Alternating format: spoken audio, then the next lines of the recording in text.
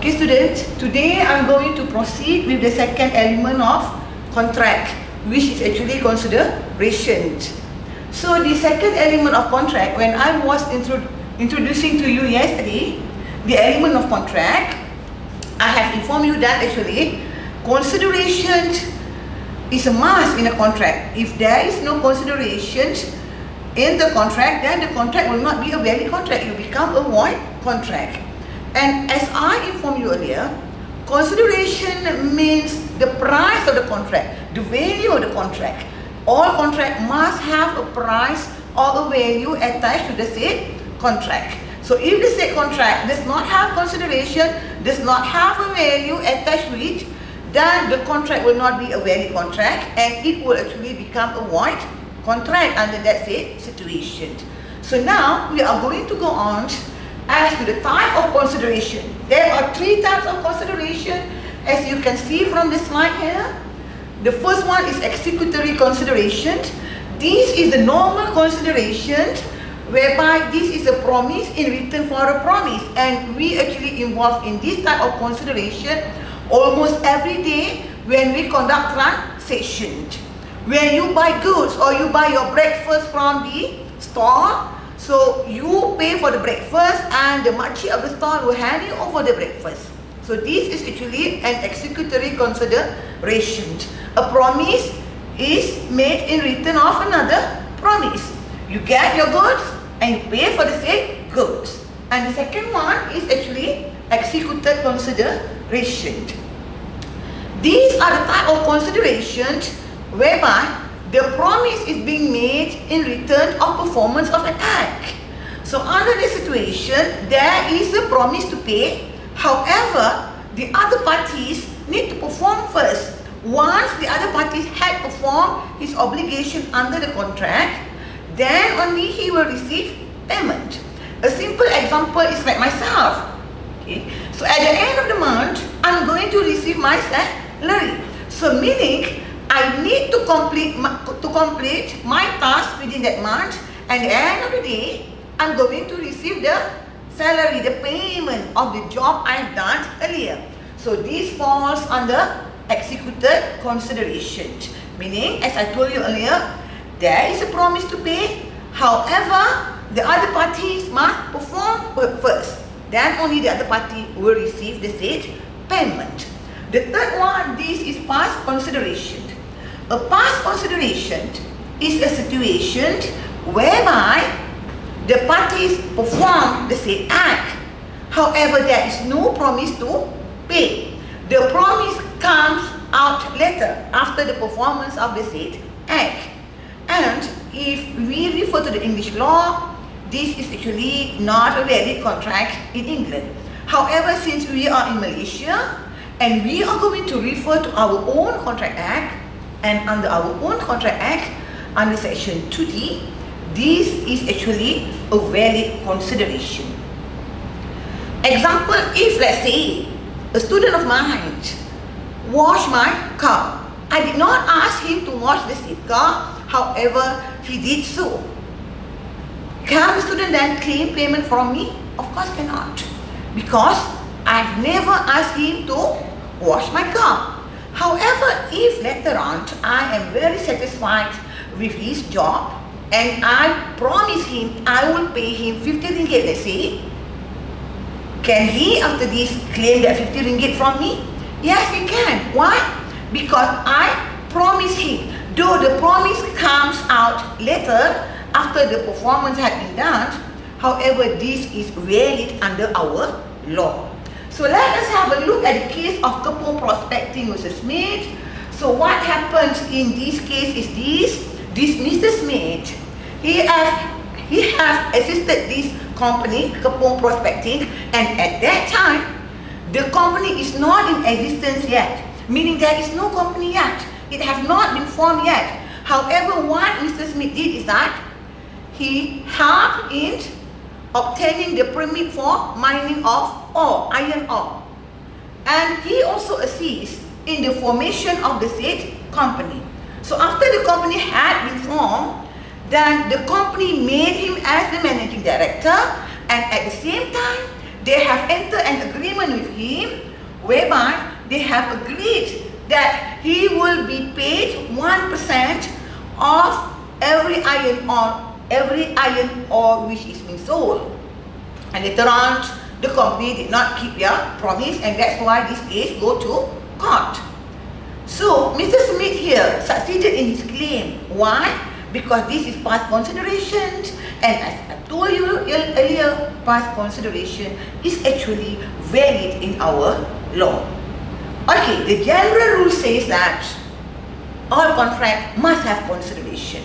All contract must have value, must have price, which is being attached to the same contract. However, again, you are in Malaysia, and we are going to refer to our own act, our Malaysian Contract Act, and under our act, there is section 26, whereby under section 26 of our act, there are certain situations where there is no consideration being provided by the parties, and still the contract will be a valid contract. So section 26 is being divided into 3 parts, 26A, B and C. So under section 26A, this is a situation when an agreement is being made based on natural love and affections, and that said agreement is being registered. So under the situation, it will become a valid contract though that said agreement does not have consideration. The important thing here is that both parties must have this close relationship, and close relationship meaning they must have blood ties. So that's why we have the words here, on account of natural love and affection. The love must come naturally, meaning they have blood ties among them. And that agreement must also be registered. So if a father transfer a piece of land, let's say, to his sons, and this is registered, this is a valid contract. Why is it valid? Because a father and a son, they have blood ties. So meaning the love between them, this is a natural love. Okay, we are going to refer to the case of Ri Tan So Sim. So what happened in this case?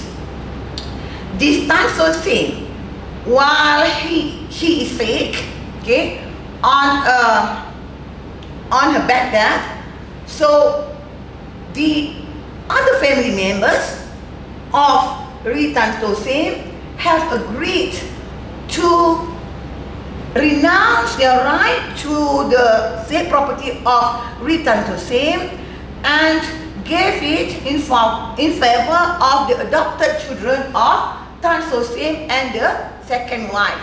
So Tan So Sim is the first wife, and she does not have any children. She adopted these 4 children, and on the back death, the family members, actually they are the legal successor of Tan So Sim, because she does not have a successor.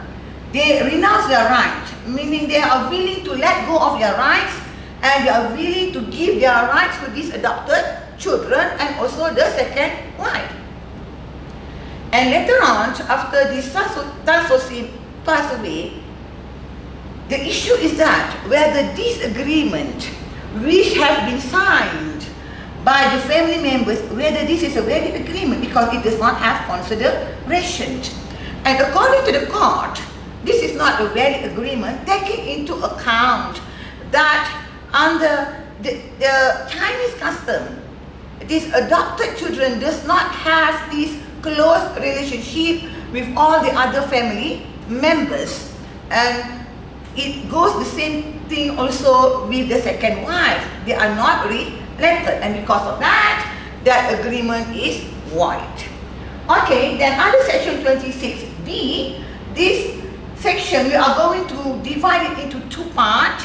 So the first part is the situation when an agreement is made, and this agreement is without consideration of cost, and this agreement is made to compensate somebody who has done something voluntarily in the past. It is some sort like past considerations, and because of that, I'm not going to elaborate on this in detail. So let us go on with the second part. So the second part is an agreement to compensate a person who did an act whereby that act is supposed to be done by the promisor. The promisor is the one who is compellable under the law to do it, and it's been done by the promisee, and now the promisor have agreed to repay the said promisee after the act had been done by the promisee. So what is the meaning of when somebody did something for somebody else whereby actually that person is the one who is compellable under the law to do it? So an example is this: who is supposed to maintain a family? Of course, the husband is supposed to maintain a family, right? So let's say if the husband did not maintain the family, he neglected his family, and the neighbor who sympathized with the family instead support the said family. And then later on, the husband agrees with the neighbor that he will pay back whatever expenses have been incurred by that neighbors.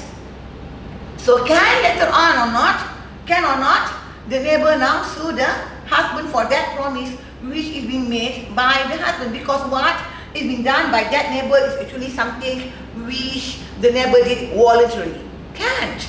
Okay? The neighbor can sue the husband because this is something which actually the husband is the one who is compellable under the law to do it, and he failed to do it. Somebody else did it on his behalf, and later on the husband repents, and the husband now agreed, dia dah taubat, dan dia setuju nak bayar balik.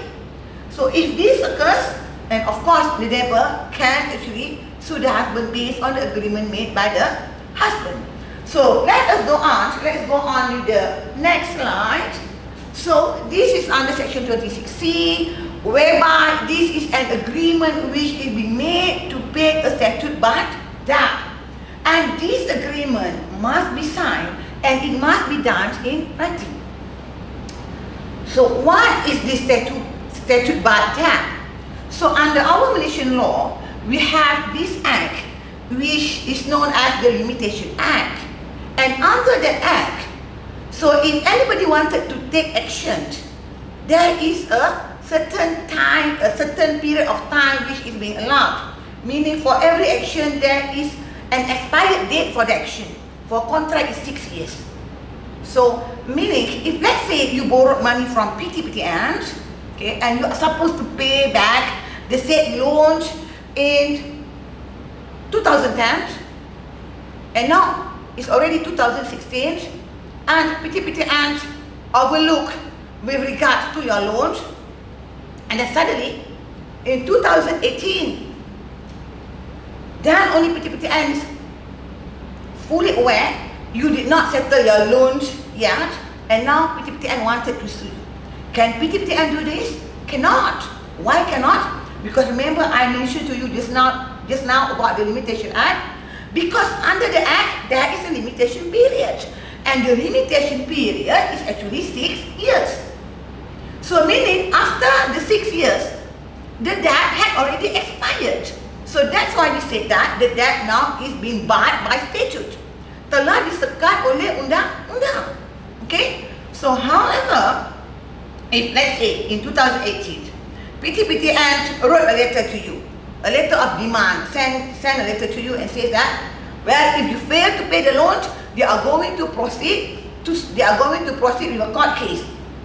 Okay? You are not supposed to reply to the said letter because you know that that loan had already expired, meaning PTPTN have lost their right. However, let's say you did not know about the law. So what you did? You write a letter to PTPTN, and in the said letter you say you cannot afford to pay the whole amount of the loan because you are just married and you are asking for a deferred payment. So you are asked to pay the loan 50 ringgit per month. You state this in your letter. You write it and you sign it. That piece of letter actually is an offer to PTPTN. And once PTPTN accept it, it becomes a new set of agreement. So now, what happened to you? You need to pay the loan. The loan which had been barred by statute just now came to life. Sekarang jadi hidup balik, dia kena bayar hutang tadi. Sebab apa? Sebab dah tulis surat dan telah ditandatangani. Okay, what happens if you receive the demand letter from PTPTN, you did not write a letter to PTPTN, however what you did, you gave them a call. Okay, so will this become a new set of agreement? No. Why? Because under section 26 says that it must be in writing and it must be signed. So a phone call does not fall under this exception. Okay, then under section 2D of the Contract Act shows that a consideration can move from somebody else, because we have this which is known as the privity of contract. So I'm going to elaborate a little bit with regards to privity of contract. What is actually privity of contract? So under privity of contract, the word privity means contract, the law of contract only recognize parties to the contract. Who is actually parties to the contract? The offeror and the offeree. The promisor and the promisee, right? They are the parties to the contract. So meaning there are only two parties to the contract. Offeror, offeree. Okay? So what actually I mean when I say that contract only recognize parties to contract? So meaning, if you borrow money from PTPTN, the contract is between you and PTPTN. Can PTPTN sue your parents? If your parents is guarantor, yes. If your parent is not, the guarantor cannot. Why? Because your parents is a stranger to the contract. They cannot sue your parents. So meaning, therefore, consideration, if we use this privity of contract, because under privity of contract only recognize parties to the contract.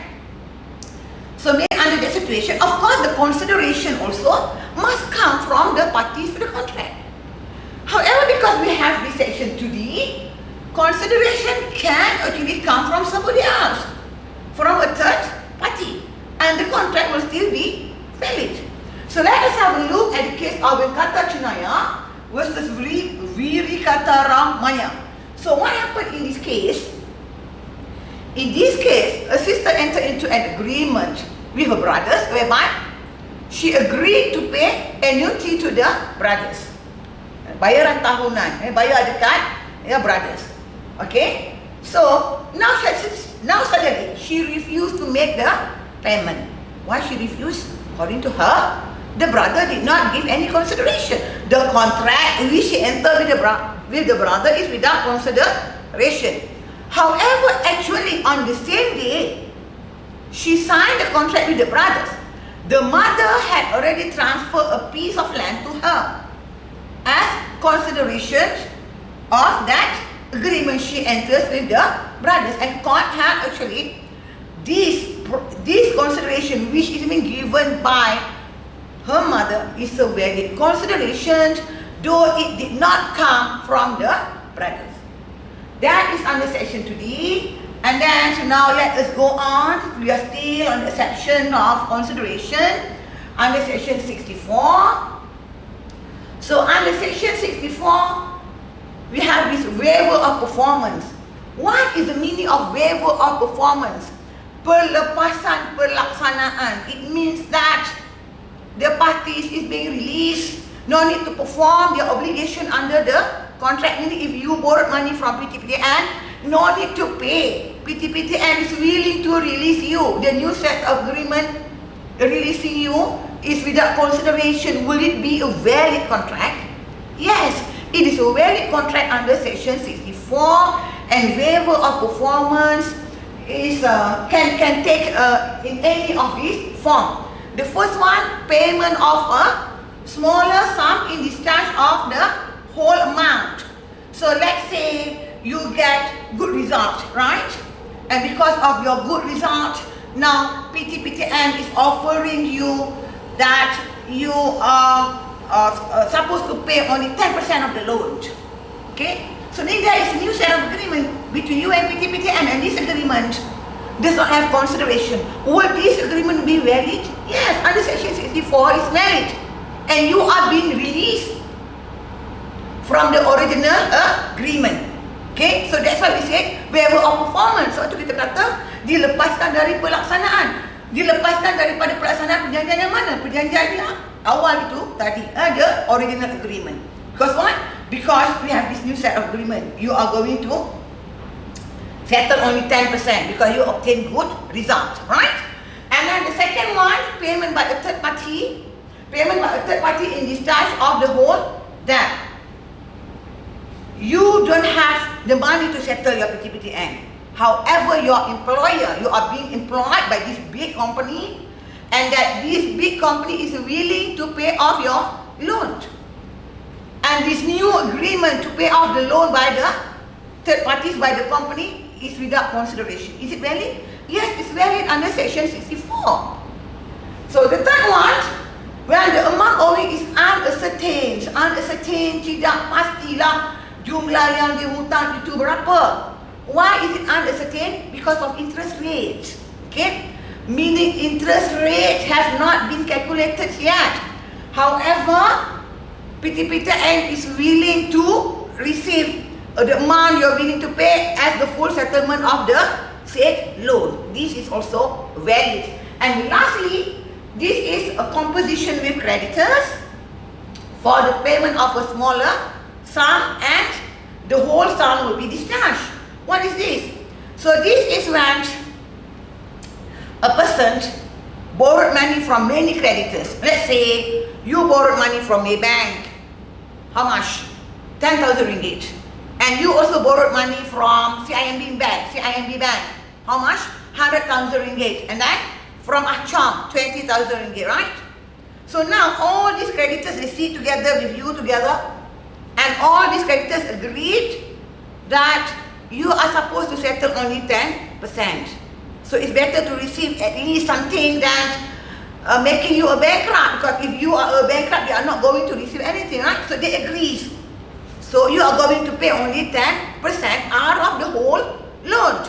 So now you borrowed money from Maybank, how much? 10,000 ringgit, right? So how much you are going to settle with Maybank?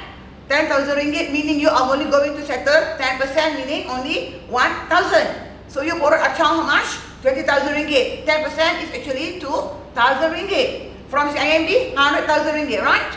So how much you are going to pay now? CIMB? From 100,000 ringgit, of course, 10,000 ringgit. And you are being released. So that's why it's known as waiver of performance. No need to pay for the balance. Because why? Because all the creditors have agreed with you. You pay this amount, then you are going to be released. And this new set of consideration. Is it a valid agreement? Yes, it's a valid agreement. Okay, students, now let us have a look at the case of Kerpas Singh versus Barang Singh. I have discussed this case earlier when I was doing the topic of exception to acceptance. So what happened in this case is this Barang Singh borrows money amounting to 8,000 plus from Kerpas Singh. And then the son of Barang Singh, so he has such a good son, draw up a check amounting to 4,000 ringgit, and he wrote down a letter and hand the letter over plus the check to Kerpas Singh, and in the letter the son says, if you accept this amount, this will be the full settlement of my father's debt. So what happened in that case? Kerpas Singh take that check and hand it over to his solicitor. The solicitor bank in the check, and later on proceed to sue for the balance from Barang Singh. What did the court help? Cannot. Why cannot? Because the said letter, which is being written by the son, actually is an offer. It's an offer actually. And once the solicitor bank in the said check, this become the acceptance through a consideration for a reciprocal promise, which I have taught you earlier. It's a valid contract. Okay, that contract is a valid contract, though it does not have consideration. That letter is a new set of contract, and it is a valid contract. So the last topic under consideration is adequacy of consideration. I have informed you earlier when I was introducing the element of contract to you, I have informed you that must a consideration be adequate. So we have seen during this solemnization of Muslim marriage, whereby the mahar, the mas kawin, okay, I have posed you the questions and asked you whether that amount actually is the value of a woman. What did I inform you? I told you no, actually this is not the value of a woman. However, this is like a symbol. As long as there is a consideration, it's a valid contract. And because of that, if the consideration is not adequate, meaning it's not at par with the value of the contract, it is still valid as long as both parties consented to it. So let us have a look at the case of Pang Swee Kee versus Bay Hawk. So what happened in this case is this. There is a claim actually that there is an oral agreement being entered by the parties, and the consideration given for that agreement is only 500 ringgit. And the court held actually, though this is actually not the value of the land, however, it shows that there is no fraud, tak ada penipuan, okay? There's no separation in signing the oral, in agreeing to the said oral agreement. Then under the situation, because both parties consented to it, though the amount is not the value of the land, still this is considered as a valid consideration. Okay, I have completed the topic considerations, the second element of contract, and we are going to go on with the third element of contract, intention, niat. Intention to be bounded by the law. So, however, our contract act is silent, meaning there is a lacuna pertaining to how are we going to determine whether there is an intention or not. We cannot read the minds of the parties to the contract. Macam mana nak tahu niat? Kita tak tahu apa ada dalam hati orang, apa ada dalam pemikiran seseorang. And there is no guidelines under the Contract Act to show whether intention exists or not. And under that situation, when there is a lacuna, meaning there is a loophole in our law, what we are going to do, student? We are going to refer to the English law. So that's why how to determine actually whether intention exists or not, we are going to use the English principle. And under the English law, there are two presumptions. So, what is the first presumption? The first presumption says we have to look at the contract. Is this a business contract? Is this a business agreement? If this is a business agreement, then the presumption is that there is an intention to be bounded by the law. Tengok kontrak. Kontrak apa? Kontrak perniagaan? Kontrak perniagaan anda yang niat, memanglah dia niat. Right? So that is a presumption.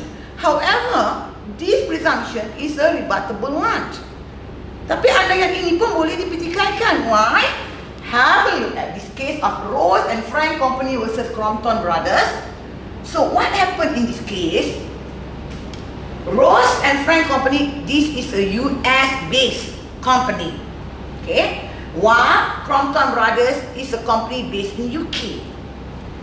So this US company, Rose and Frank Company, they are the sole distributor of carbon paper, because Crompton Brothers, they produce carbon paper, and Rose and Frank Company, they are the distributor in US, and they enter into an agreement to distribute this carbon paper.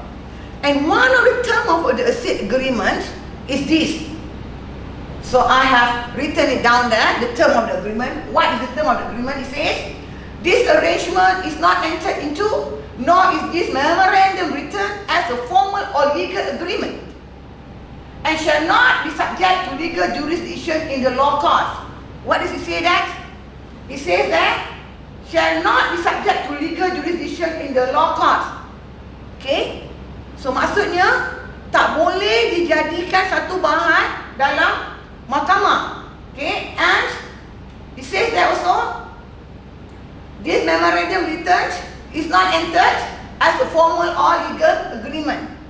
dan juga dinyatakan bahawa tidak boleh dianggap sebagai satu perjanjian perundangan. So then what does it mean? So according to the court, by reading this term of the agreement, it shows that the party does not have intention. They clearly stated in their agreement, this is not a legal agreement, ini bukan perjanjian yang berbentuk perundangan, and it cannot be used in the court, dan tak boleh digunakan di mahkamah. And suddenly now there is dispute. Why dispute? Suddenly these Ronton brothers refuse to supply the carbon paper to Rose and Friend Company, and they take this case to court. However, can the court help them? Cannot. Why? Because the agreement is what? Why what? No intention. Why we said no intention? Just now what did I tell you? I tell you, if this is a business agreement, the presumption is that this is a valid agreement. However, this presumption is a rebuttable one. Am I right? Why? Because sometimes from the circumstances of the case, like this Rose case, by looking at the term of the agreement, it shows clearly that parties does not have intention to be bounded by the law. Ayat dalam perjanjian tu, dia kata tak nak terikat dengan undang-undang, tak nak pergi ke mahkamah, right? So just because of these words, court held, though this is a business agreement, however, it's not a valid agreement, not a valid contract. Why? Because the parties does not have intention to be bounded by the law. Okay, second presumption. What is second presumption? If the agreement is a social or domestic or family agreements between family members, okay, or between friends, your father promised you, your father is going to transfer his car to your name if you obtain CGPA 3.5. And then suddenly your father refused to keep his promise. Can you sue your father? Cannot. Why? Because he is a family member. This is a family agreement. Okay. A husband promised that he will buy the wife a diamond ring when they reach their 35th anniversary, wedding anniversary. Then the husband failed to keep the promise. Can the wife sue the husband? Cannot. Why? Because this is a domestic family agreement. However, again, remember student, this is only a rebuttable presumption. We have to look at the facts of the case. So now let us differentiate between these two cases, Balfour versus Balfour and married versus married. So what happens in Balfour versus Balfour is this. The husband is a civil engineer working in Ceylon. Ceylon now is Sri Lanka, right? So the husband is civil engineer working in Ceylon. So by the name of the country, you know this must be a very old case. And then the husband takes leave. He took the wife back to England because they are on vacation. So both went back to England. Then after that, the husband need to go back to Ceylon, to Sri Lanka to work. However, the wife fall sick. Tapi isteri jatuh sakit, unable to follow the husband.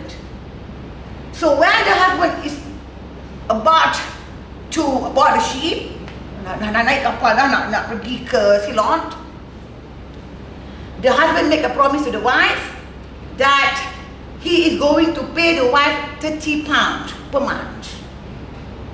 Then the husband went back to Ceylon. So at first, the husband keep the promise. He pays the £30 every month. And later on, the husband failed to make the payment. Their marriage turned sour, they separated, okay, and now the wife is suing for the £30. You think the husband succeeded? You think the wife succeeded in her claim? No. The wife failed. Why fail?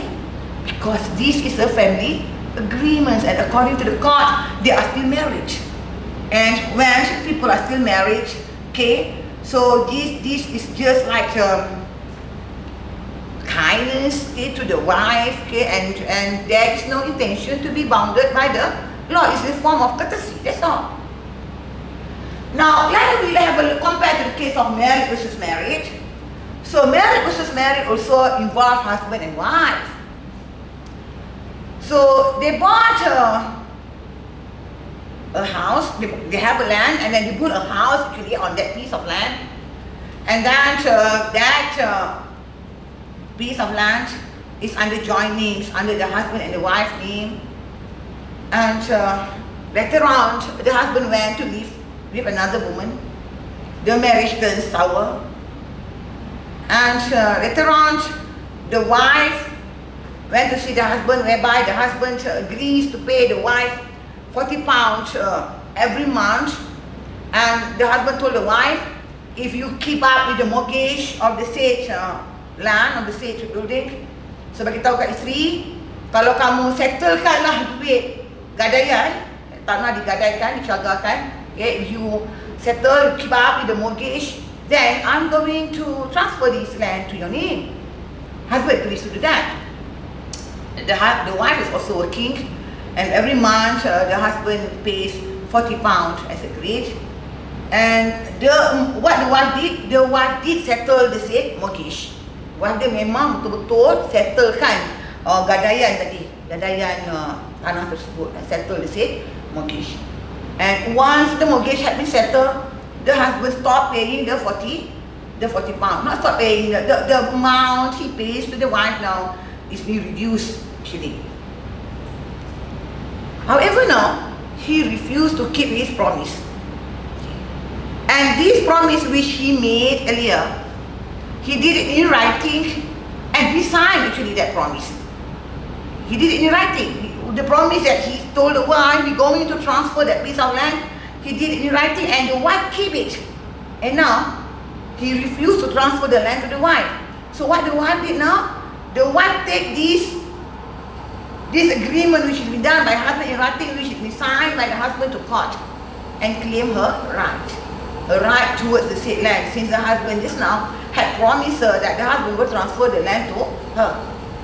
Did the wife succeeded in that case? Yes, the wife succeeded in that case. So why there is a difference of decision by the court? The difference of the decision is because of this. The second case, they had already separated.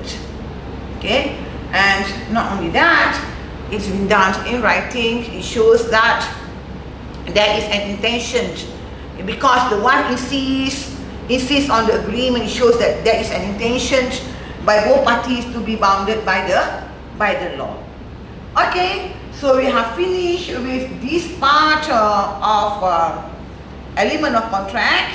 So you are allowed to ask me any questions pertaining to this topic of consideration and intention before I proceed to another topic, to the other element of contract.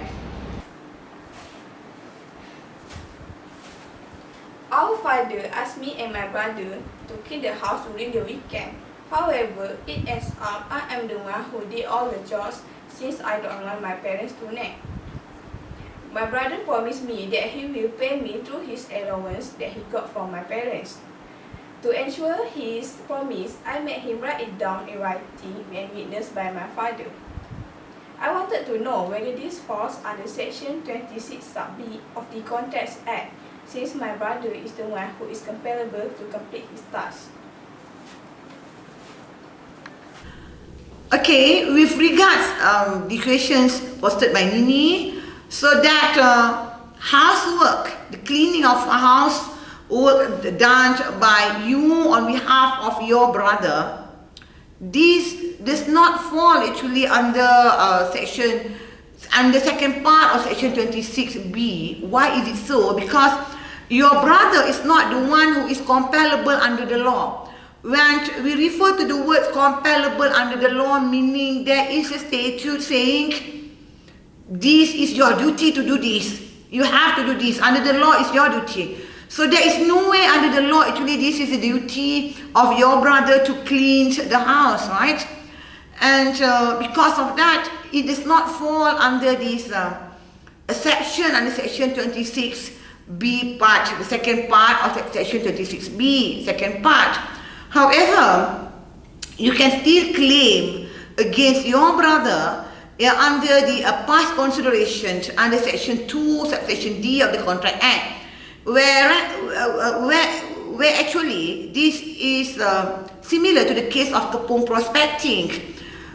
Meaning, after you have completed the job, your brother agrees actually to pay you, and since he have put it down in an agreement, and there is a witness to that agreement, so maybe your claim will be succeeded, by referring to the case of married versus married, whereby you said that because though you are related to each other, since it's being done in writing, like the case of married versus married, the agreement is still valid. It shows that you have an intention to be bounded by the law.